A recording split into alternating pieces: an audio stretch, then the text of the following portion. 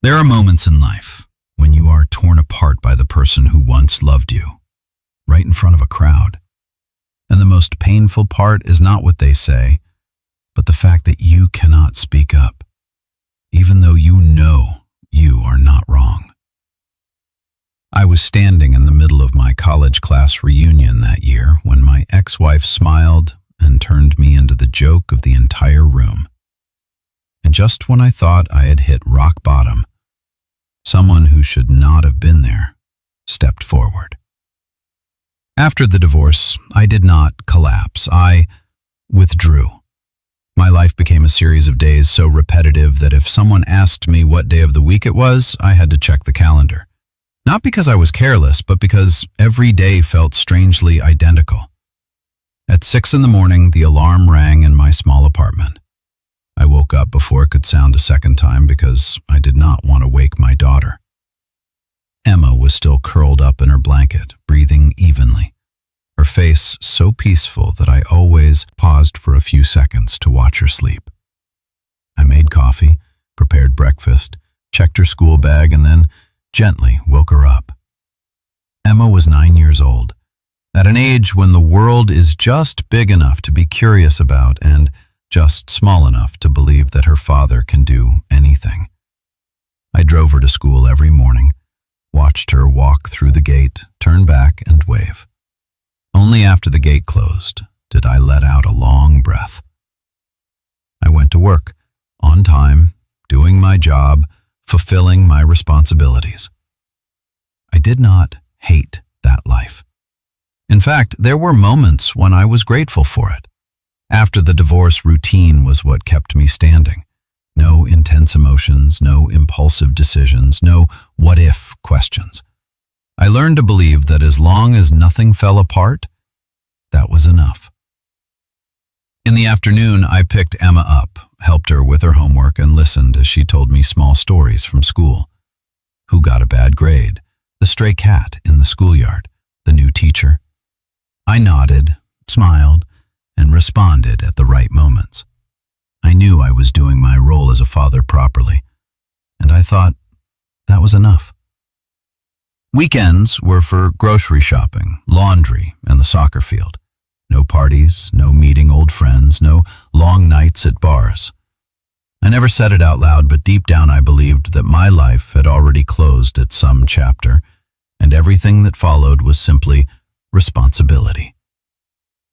Then one morning while cleaning the kitchen, I saw it. A cream-colored envelope was placed on the kitchen counter. My name was neatly typed on the front. A college reunion invitation. I picked it up, looked at it for a few seconds, then put it back down. In my mind, my college past was like an old room I had locked long ago. Not because it was painful, but because I no longer felt that I belonged there. The people from back then, the unfinished dreams, the choices I never followed through on. I was not sure I wanted to face them. I was about to throw it in the trash, but Emma saw it. She stood on a chair, reached for the envelope, her eyes lighting up as if it were a treasure. "Where did you go to college, Dad?" she asked. I answered vaguely. She asked again, "What's a class reunion?" I explained. She was quiet for a moment, then said something that made me stop cold. "Dad, you should go." I smiled lightly. "What for?" Emma tilted her head, thought very seriously, then said, "Because you only work and take care of me all the time. You never do anything for yourself."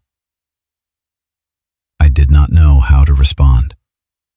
That sentence was not a complaint, not an accusation, but it hit the exact place I had been deliberately avoiding. I had become so used to needing nothing for myself that I had forgotten. Before being a father, I was once a person with a past, friends, and other versions of myself.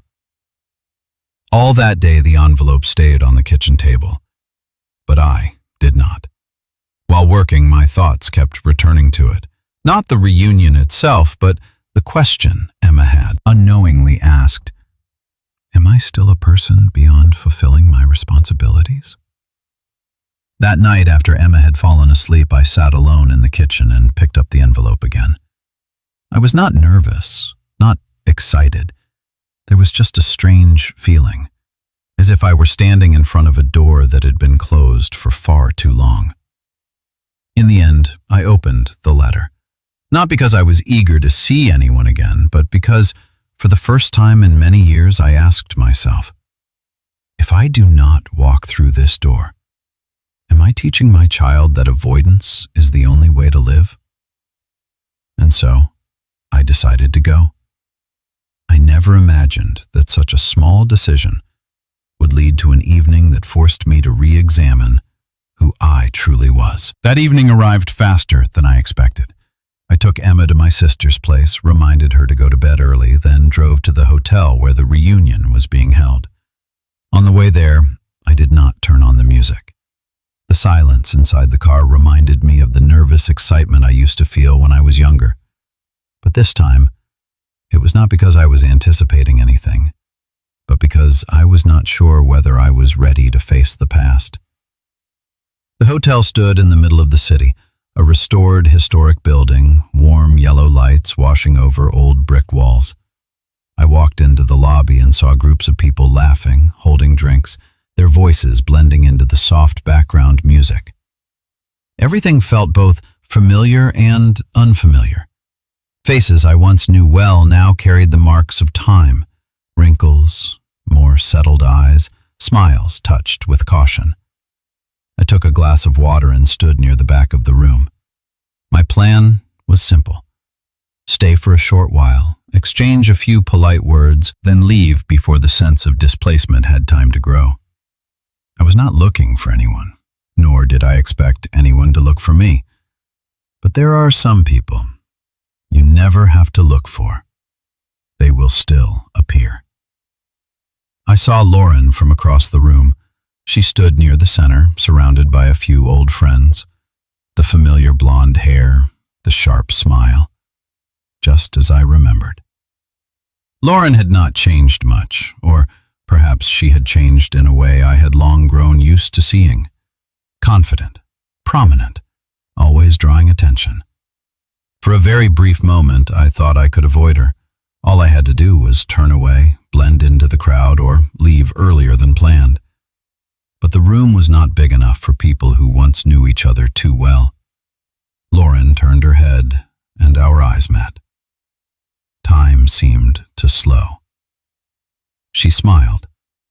Not a warm smile, but the smile of someone who already had a story prepared. Lauren walked toward me, her friends following like shadows. I straightened my back, took a sip of water, and told myself this was just a polite encounter, nothing more. "I didn't expect to see you here," Lauren said, her voice so gentle that anyone unaware of our past would think this was a pleasant reunion. "Neither did I replied. She asked if I was still living in the old apartment. I nodded. Lauren turned to her friends, smiled, and said, "He's never been one for change." The way she said it sounded casual, but beneath it lay a familiar judgment, one I had heard far too many times when I was still her husband. The atmosphere tightened slightly. Lauren asked about Emma. I said she was doing fine. She nodded slowly, then said, "It must be hard raising a child on your own." I told her I managed. Lauren smiled, the same smile as always, polite but without any genuine empathy. When someone in the group asked what I did for work, I answered briefly. I was a senior executive assistant at a corporation. Before I could say more, Lauren cut in. "He's always been better suited for support roles. Never liked being the one in charge." A few people chuckled softly. No one disagreed. No one spoke up. That was when I realized this was not a random conversation. Lauren asked if I was dating anyone. I said no. She nodded, as if that confirmed a conclusion she had already reached. Then, in front of everyone, she said that I had never truly understood what a real relationship was supposed to be. I asked her what she meant.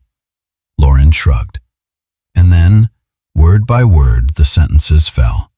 Slowly, precisely, deliberately. She said I avoided responsibility, said I was a nice man but not a good husband, not a good father. Those words were not spoken in anger, they were spoken as a story, and that was what hurt them.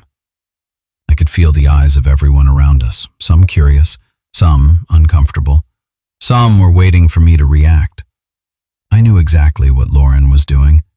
She was forcing me to choose. Either argue and appear bitter or stay silent and let her version become the truth in everyone's eyes. I thought of Emma, of the early mornings, the long nights, the choices I had made that no one in that room had ever witnessed.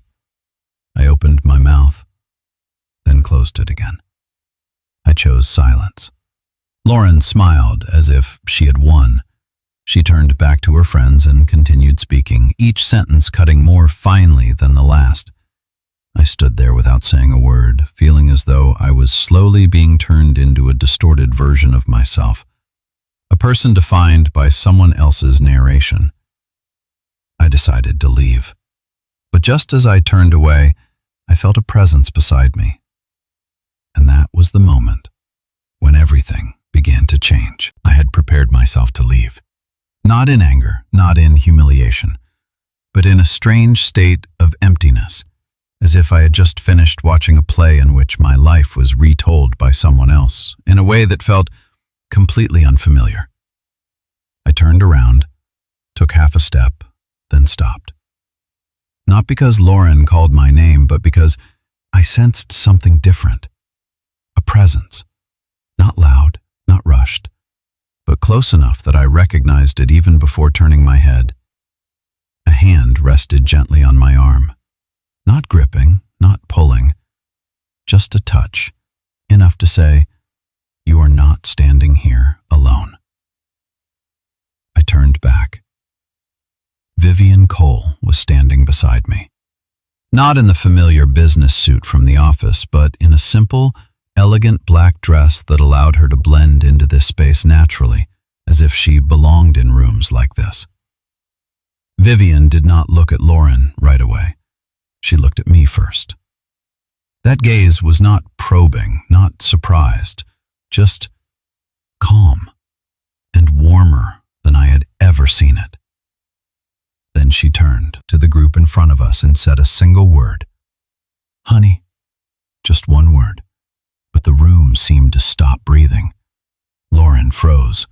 The smile on her lips wavered for a brief moment, so short that if I were not accustomed to noticing subtle shifts in people, I might have missed it. The surrounding voices fell utterly silent. No one spoke. No one laughed anymore.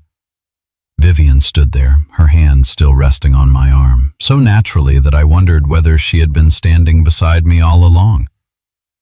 "I'm not interrupting anything, am I?"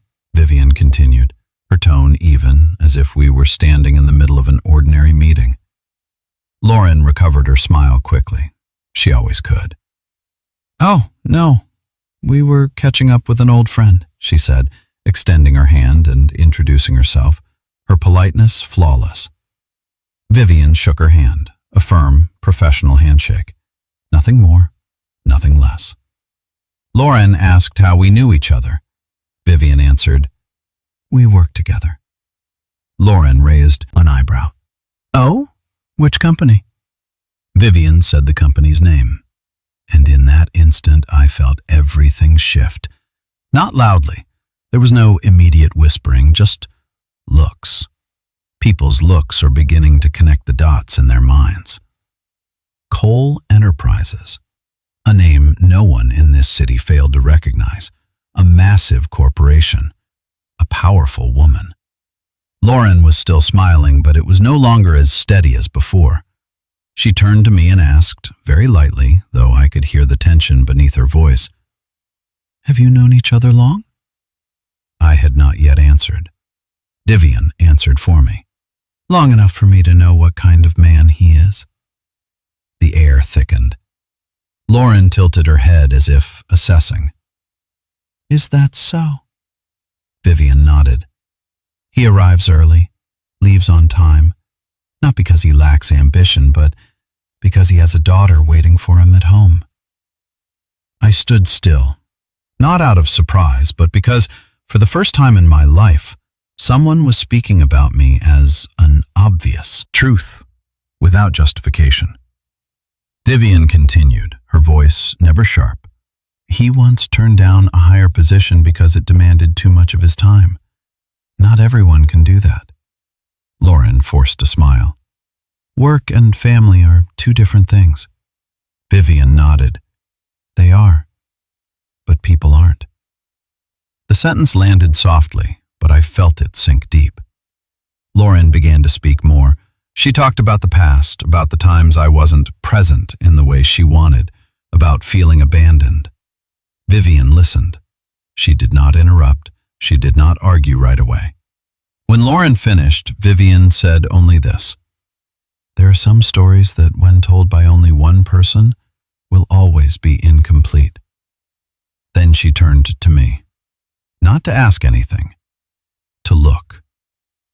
You don't need to defend yourself, Vivian said. Not here. I felt my throat tighten, not because I was being protected, but because I was being trusted. Lauren fell silent. The people around us began to drift away, one by one. No one said anything more. No one wanted to remain in a moment where the balance had shifted so clearly. Only Lauren remained, alone, without an audience. Vivian turned to me. Are you ready to go? This time I could answer. Yes. We left that room. No noise, no obvious victory. Just two people walking away, leaving behind a story that had finally found its own conclusion. And as the door closed behind us, I suddenly realized there are moments when silence does not need to last any longer, because the truth has already spoken for you. We stepped out of the banquet room.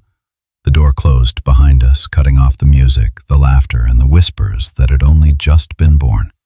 The long hallway was washed in soft yellow light, so quiet that I could clearly hear my own heartbeat. I could still feel the warmth on my arm, even though Vivian had already let go at some point. She stopped and turned toward me. Her face had returned to its familiar expression from the office, composed, professional, revealing no excess emotion. If not for what had just happened, I might have thought the entire thing was only a moment imagined by my exhausted mind. Are you okay? Vivian asked. A simple question, but I couldn't answer it right away. What does okay mean when only minutes earlier you were standing in the middle of a crowded room being dissected, judged, and stripped of your voice? I nodded out of reflex, then stopped, choosing to be more honest with myself. I don't know. Vivian nodded, as if that was the answer she had expected. She didn't ask more, didn't dig deeper. She stood there, close enough that I didn't feel abandoned, but far enough that I didn't feel like I was leaning on her. I took a deep breath. Why did you do that? I asked. Why did you step in there? Why did you say those things to people you don't even know? Vivian was silent for a moment. Not the kind of silence that avoids, but the kind that comes from choosing words carefully. I wasn't pretending, she said at last. I only said what I know. I turned to look at her. I've worked with you for 4 years, Vivian continued. I've seen you arrive early. I've seen you leave on time.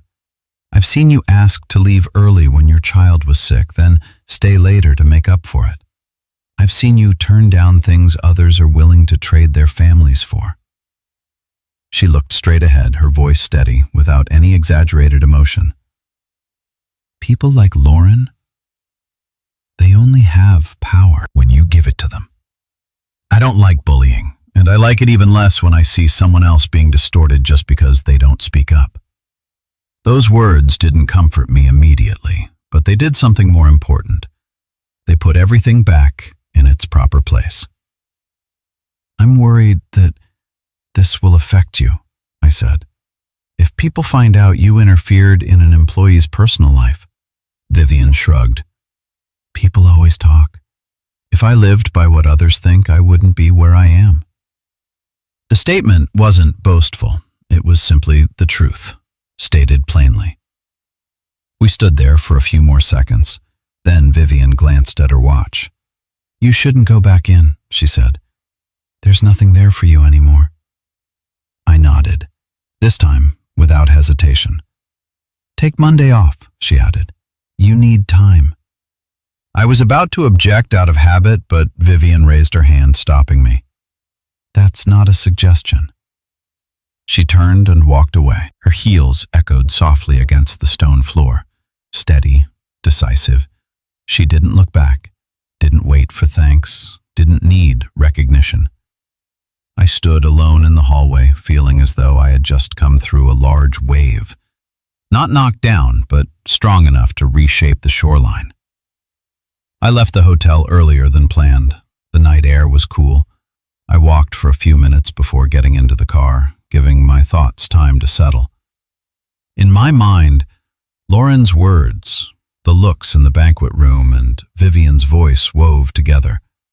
But this time, they no longer pulled against each other. I had a choice. Go back and face the curious stares, or leave and return to the place where someone truly needed me. I chose to go home. When I picked up Emma, she ran toward me with her backpack bouncing lightly against her back, her smile carefree, as if rooms full of judgment had never existed out there. Was the reunion fun, Dad? She asked. I smiled. Interesting. Emma tilted her head. What does interesting mean? It means I learned something, I said. She didn't ask more. She took my hand and pulled me toward the car, already starting to tell me about the animated movie she had watched. I listened, nodded, and responded at the right moments.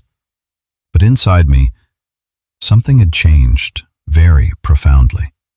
That night, after Emma had fallen asleep, I sat alone in the kitchen. The apartment was quiet. The emptiness I once felt was gone. I remembered the moment Vivian stood beside me, not angry, not argumentative, simply affirming that I existed exactly as I had lived. I understood something I had always avoided before. Some battles don't need to be won. Some accusations don't need to be answered.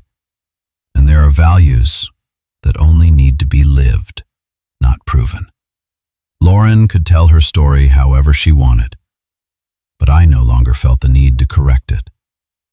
Because for the first time in a very long while, I knew exactly who I was. And that was something no one could ever take away from me. The next morning, the apartment woke me up. There was no upheaval, no lingering aftershocks, just sunlight slipping through the curtains, the quiet hum of the kettle boiling, and Emma's steady breathing in the next room. But something was different. The silence no longer felt heavy. It was lighter, as if the apartment had grown wider. I took Emma to school as usual. She walked through the gate, turned back and waved. I waved back. This time, my hand didn't feel as heavy as before. On the way home, I didn't think about last night's stares, nor did I replay Lauren's words in my head. Instead, I remembered Vivian's calm voice, the way she stood beside me without needing to explain anything. There are forms of protection that don't weaken the one being protected, but help them stand straighter. Monday came. I took the day off as Vivian had told me to. All morning I cleaned the apartment, did laundry, and organized things that had long been forgotten in drawers. I found a few old photos. Emma and I at the park, me pushing the swing, her laughing until her eyes nearly closed. I stood still for a moment, then put them back where they were. No need to hide them. No need to display them. They had always been there, like the truth. At noon, my phone buzzed, a message from an unfamiliar number. I read it slowly. It was from Jessica, one of the people from that evening. She apologized, She said Lauren had prepared for that night in advance, that many people had felt uncomfortable but hadn't dared to speak up. I replied briefly and politely. No anger, no need for vindication. I realized I didn't need any more proof to believe what I already knew. The next day I returned to work. The office was the same as ever, the sound of keyboards, back-to-back meetings, emails arriving and leaving. Vivian was busy all day. Late in the afternoon, she stopped by my desk and placed a folder down. "Was the day off okay?" she asked. I nodded. She turned to leave, then paused, as if remembering something. "You're one of the most reliable people here," she said, as if noting a reminder. "I want you to know that." Nothing more, no expectation of a response, and that was enough. The week passed smoothly. I returned to my familiar routine, but without feeling swept along by it. There was a small space now, just enough to breathe. On the weekend, I took Emma to the park. The sky was clear, the breeze was light. She ran to the swings and called for me to push her higher. I did. Her laughter rang out, bright and clear. "Dad, are you happy?" she asked as the swing slowed. I didn't answer right away. Then I said, "Yes." Not because everything was perfect, but because everything was real. That night, after Emma had fallen asleep, I sat alone again. I thought about what had happened. Not to dissect it, but to put it in its proper place. I understood that some people need a version of the story where they are right, and there are others like me who don't need to fight for that role. A life lived decently, steadily, quietly, that isn't failure. It's a choice. I also understood that my silence doesn't always need to last. Sometimes silence is a boundary. Sometimes it's a strength. And sometimes it's simply a pause that allows the truth to step forward on its own. I was no longer afraid of crowded rooms, no longer scared of stories told incorrectly, because I knew I was living a story that was being written every day through action. The following Monday morning, I brought coffee to my desk, opened my email, and began the new day. No dramatic soundtrack, no grand conclusions, just me. A father, an employee, a human being, standing firmly within my own rhythm of life. And if anything remained after that evening, it was a quiet certainty that dignity does not need to be defended with a loud voice, that value does not need to be validated by a crowd. And that is when you live truthfully, the truth will always find its way back to you. The following Monday morning, I arrived at the office a few minutes earlier than usual. Not because there was anything urgent, not because I wanted to prove anything. I needed a few quiet minutes before the workday began to get myself back into the right place. The office was the same as always. White lights, the steady hum of the air conditioning, the familiar scent of coffee. Colleagues passed by and greeted me with brief, polite exchanges. No one mentioned the reunion. No one asked questions. Life moved on, cold and fair in its own way. I opened my email, organized my schedule, and handled one small task after another. Everything went so smoothly that, from the outside, no one could have guessed that just days earlier, I had been standing in a crowded room, facing the most distorted version of myself. Vivian was in her private office. The door was slightly open. Through the glass, I saw her typing, focused as always. There was no sign that she was still thinking about that evening. And that, more than anything, helped me understand who Vivian truly was. She was not the kind of person who needed to be remembered for a good deed. She did what needed to be done, and then kept moving forward. In the afternoon, Vivian called me into her office, not about the past, about work. A new project requiring logistical coordination for several short trips. I took notes, asked questions, and gave clear answers. The meeting ended as efficiently as it always did. As I stood up to leave, Vivian added in a very neutral tone, "I appreciate the way you work." Just one sentence, no emphasis, no embellishment. But this was not a casual compliment. It didn't come from a fleeting emotion, but from years of observation. I nodded, said thank you, and left the room. Back at my desk, I sat down and realized I was smiling. A very slight, almost unconscious smile. Not because I was being recognized, but because I no longer doubted my own value. That evening, I picked up Emma as usual. She told me about her school day, about a math test, and about a classmate who dropped a pencil case. I listened. Truly listened. My mind didn't drift into the past. I wasn't occupied with things I should have said. I was fully present. And for me, that was enough. After dinner, Emma asked me something unexpected. "Dad, are you sad about the reunion?" I looked at her, a little surprised. "Why do you ask?" She shrugged.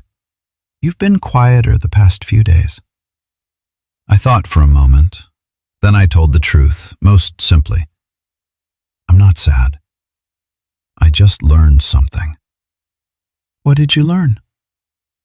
"That not everyone who talks about you actually understands you.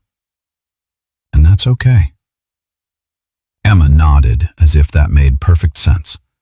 Children often understand truths that adults take a very long time to accept. That night, after she had fallen asleep, I sat alone in the living room. I didn't turn on the television. I didn't pick up my phone. I let my thoughts move slowly. I thought about Lauren, no longer angry, no longer needing to forgive, just a person carrying her own story. I thought about Vivian, someone who chose to step in, not out of obligation, but out of principle. And I thought about myself. I didn't become a different person after that evening. I was still the father who took his child to school every morning, still the man who left the office on time, still the one who chose things that seemed small. But I no longer looked at those choices through the lens of self-doubt. I understood that some changes are not loud. They don't require declarations. They don't come with a clear, "and from that moment on." They are simply an internal shift, just enough to help you stand straighter within the same old space. The next morning, I went back to work. I brought coffee to Vivian's desk. She thanked me without looking up. Everything was as usual. But I knew that somewhere between the endless streams of work, a quiet understanding now existed. And that reminded me, not everyone needs to see you. As long as the right person does, that is enough. The rest, life will continue on its own, and you will keep moving forward without needing to lower your head ever again. Time does not stop to wait for anyone to understand what has just happened fully. The days that followed passed gently, so gently that if I hadn't paid attention, I might have believed the reunion was nothing more than an unpleasant dream that faded upon waking. I still woke up at 6 in the morning, still made coffee, prepared breakfast, woke Emma up, still stood at the school gate watching her walk in among the other children. No fireworks, no sense of a life-changing moment. But something was different. I no longer moved through those moments with the same guarded mindset as before. I began to notice that I no longer asked myself, "What do other people think of me?" whenever I stood in a crowd. Not because I had suddenly become indifferent, but because I had learned how to remove other people's opinions from the center of my life. At the office, I still did the familiar tasks, preparing meeting schedules, taking detailed notes, reminding people of small things they often forget. Some called it a supporting role. Some called it a lack of ambition.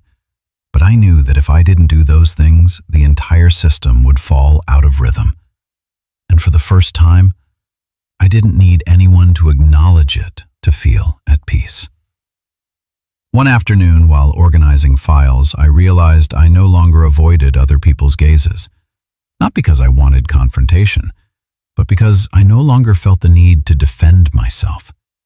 If someone looked at me with curiosity, I no longer tried to guess what they were judging. I let that look pass through.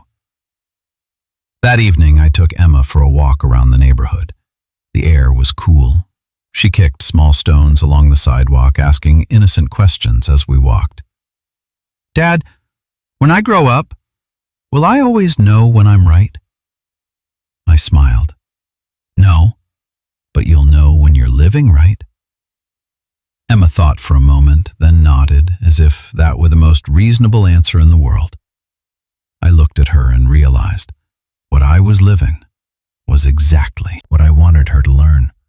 Not how to win an argument, not how to prove oneself, but how to stand firmly in one's own truth, even when no one applauds. On the weekend, I took Emma to the park. Long benches, children running around, and parents sitting quietly watching their kids play. I sat there, hands resting on my knees, observing. There was a deep sense of calm, not because life had become easier, but because I was no longer resisting it.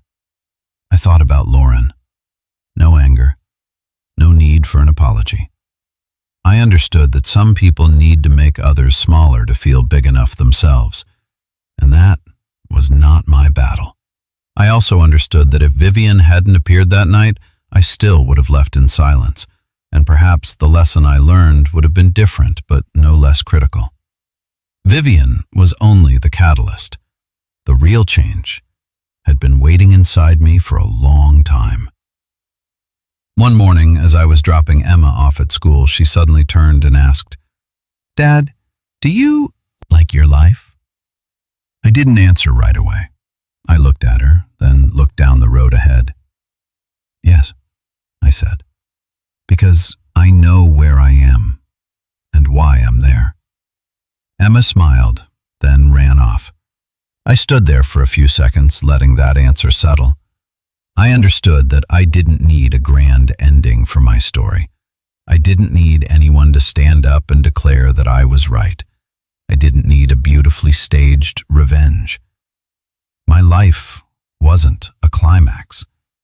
It was a steady, solid line. And sometimes, that is precisely what makes others fall silent.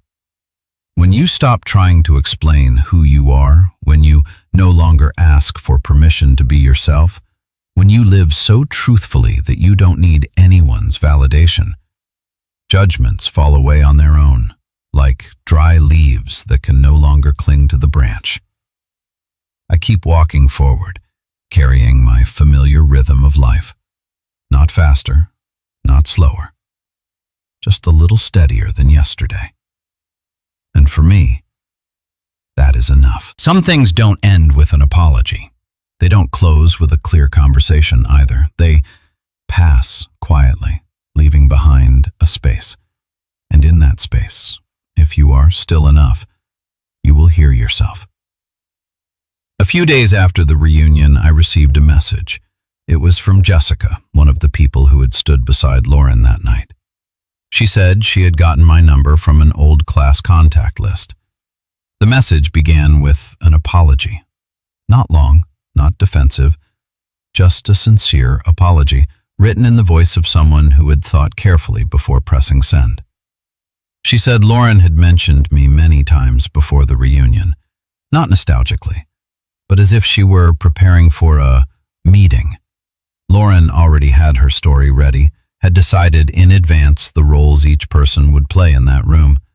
Jessica and a few others had felt uncomfortable, but no one had been brave enough to stop it. "I stayed silent," she wrote, "and I feel ashamed of that." I read the message for a long time, not because I had been waiting for it, but because it confirmed something I already knew deep down.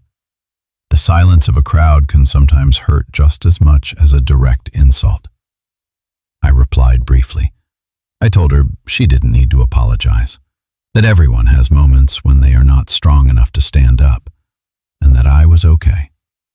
Truly okay. When I put the phone down, I didn't feel the relief people often describe when they are vindicated. I just felt clearer.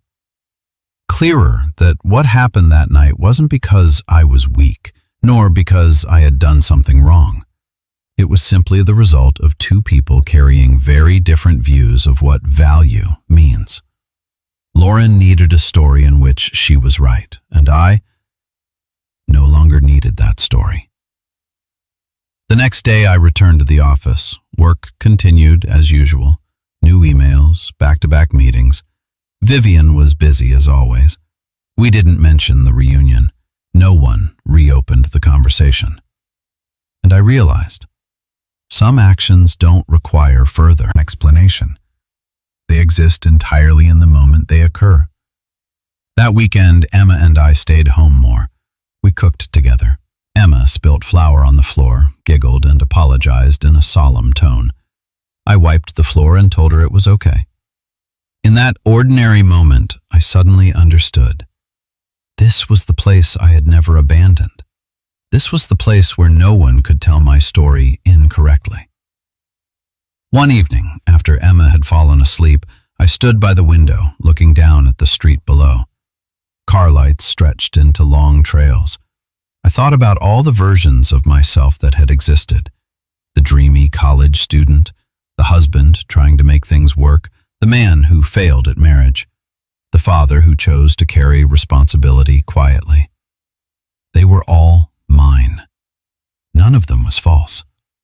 I realized that what hurt me at the reunion wasn't only what Lauren said. It was an old fear. That if I didn't speak up for myself, the distorted version would become the truth in other people's eyes. But now it was different. I no longer needed to correct anyone's story because the life I live every day is the most straightforward answer there is. The next morning I took Emma to school. She turned back and gave me a quick hug before running through the gate. "I love you, Dad," she said, as if it were the most obvious thing in the world. I stood there watching her go and felt a profound certainty, something no criticism could shake.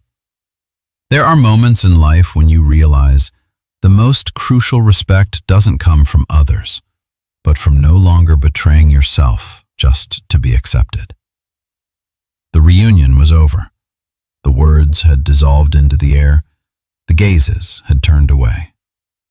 But what remained was a person who no longer needed to stand in front of a mirror wondering whether he was good enough.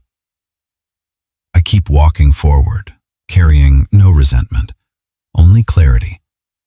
And that, for me, is an ending quiet enough to open the door to a different beginning. Some lessons don't arrive in the loudest moments. They come afterwards, when everything is settled, when you are no longer carried by emotion, and when you are calm enough to look back at yourself without judgment. A few weeks after the reunion, my life had completely returned to its old rhythm. No one at the office mentioned that evening. There were no probing looks, no whispers. Everything went on as if there had never been a moment when I was placed on the scales of people who were no longer present in my life.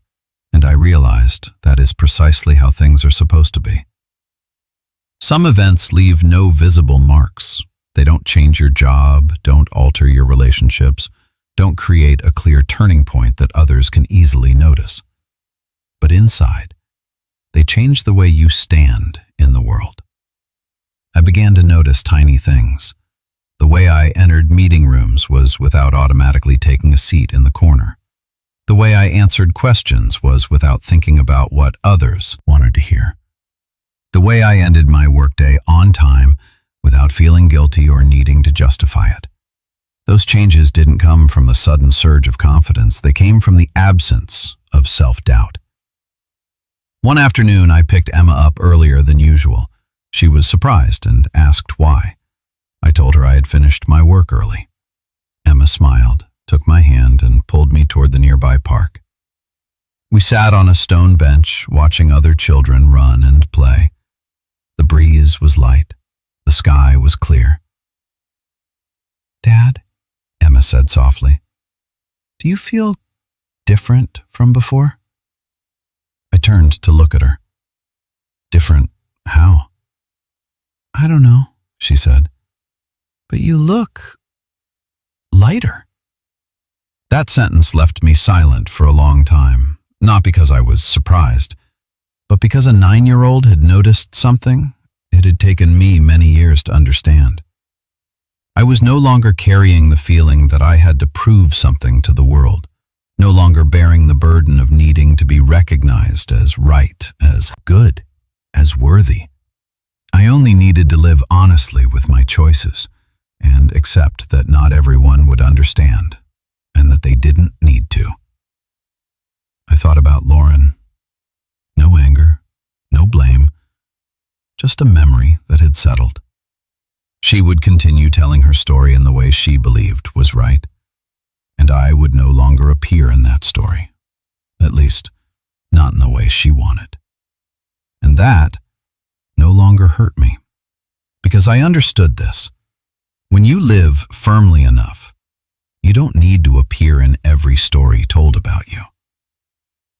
One morning, Vivian assigned me a new project. Not a big one, but one that required trust. She said briefly that she needed me to handle that part because she knew I would see it through. No praise, no emphasis, just trust placed where it belonged. I nodded, took the assignment, and in that very ordinary moment I realized I was no longer waiting for validation from dramatic situations. Real recognition always arrives quietly. That evening, I sat alone after Emma had fallen asleep. The apartment was quiet. I thought about my life, not with regret, but with complete acceptance. I hadn't had a successful marriage, but I had a child growing up safely. I didn't have a dazzling career, but I had honest work that supported my family. And I understood this. Those things don't need comparison to have value. If the reunion taught me anything, it was this. Honor is not something you defend with words. Honor is something you accumulate every day through repeated choices made in silence. You don't need to win every conversation. You need not lose yourself. I turned off the lights and went into the bedroom. Tomorrow would be like today. And I didn't feel sad about that. On the contrary, I felt reassured, because now I knew one thing for sure. I am not invisible. I am not a failure. I am simply a man living truthfully. And that, in the end, is always enough. Some stories don't close with applause. No apology is spoken at the right moment. No one stands up to admit they were wrong. They drift quietly into the past, leaving behind a person standing still with one very real question. How do I go on living after all of this?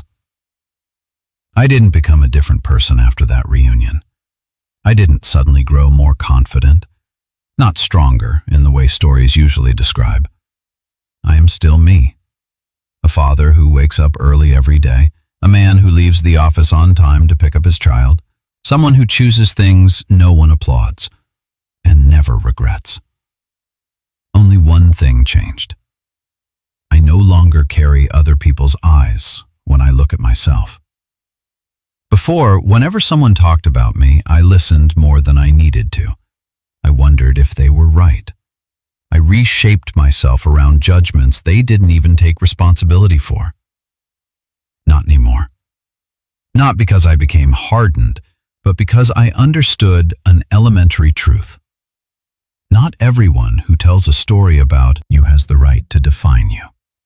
Lauren may still believe she was right. The people from that night may have forgotten it quickly. The world out there keeps moving, indifferent and busy just as it always has been. But in my small world, where a child runs to hug me every evening, where work is done with kindness and responsibility, where mornings don't require proving anything to anyone, I know I am not living wrong. And that is enough. Perhaps the most valuable thing that night left behind was not that I was defended, but that I no longer needed to be. I don't need arguments to protect my dignity. I don't need to speak loudly to prove I'm right. I don't need to explain myself to people who have already decided not to listen.